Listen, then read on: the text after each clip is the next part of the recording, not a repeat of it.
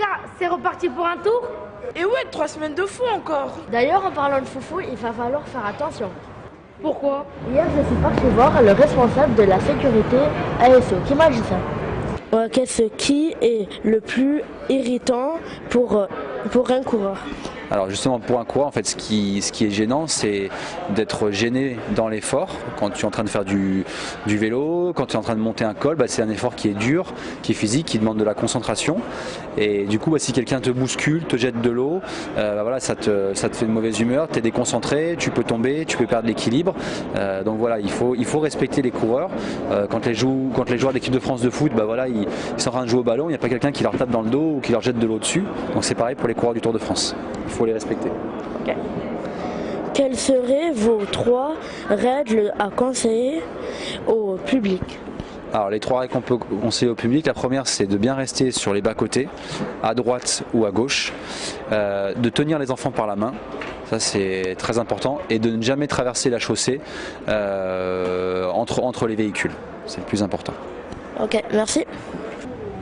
Ah ouais, en parlant de ça, j'ai vu un capitaine de la gendarmerie de la CIRPA et il me disait: quel est le rôle de la gendarmerie sur le Tour?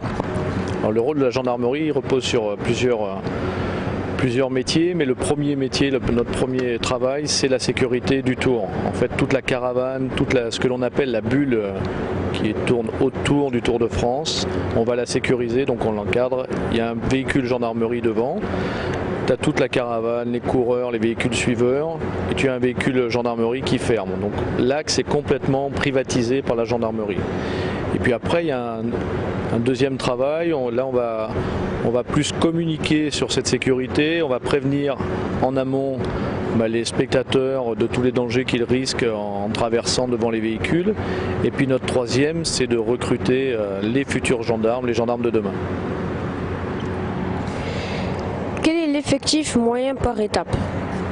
Alors l'effectif, il y a déjà un effectif qui est complet tous les jours, qui sera le même. C'est 45 gendarmes motards de la garde républicaine. Ensuite une quinzaine de gendarmes qui vont être sur la partie caravane. Et dans chaque département de traversée, on va mettre environ 100 à 300 gendarmes supplémentaires. Pouvez-vous donner 3 conseils de termes de sécurité pour les spectateurs? Alors le premier conseil, c'est que dès lors que le premier véhicule gendarmerie est passé, c'est de ne plus traverser la route. Le second conseil, c'est si vous allez sur la route en famille, restez en famille, ne vous mettez pas de part et d'autre de la route, parce qu'il y a de grandes chances qu'à un moment ou un autre, vous ayez quelque chose à vous dire et l'un de vous va traverser. Et enfin, la troisième chose, on met en place sur une quarantaine de villes-étapes sur tout le parcours du Tour de France. Ça s'appelle, et je ne sais plus comment ça s'appelle, ça s'appelle le témoin de sécurité.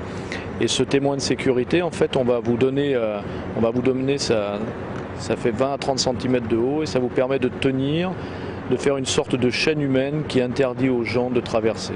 Ok, mais vous savez, la sécurité pour les caravaniers, c'est important. C'est ce que m'ont dit. Quel conseil donneriez-vous aux enfants lors de votre passage? Alors le premier conseil que je pourrais donner, c'est faire attention, rester sur le bord de la route et surtout ne pas aller chercher le cadeau sur la route. Ça serait le conseil le plus important que j'aurais à donner. Et après, peut-être regarder sagement sur le bord de la route les véhicules passer. D'accord.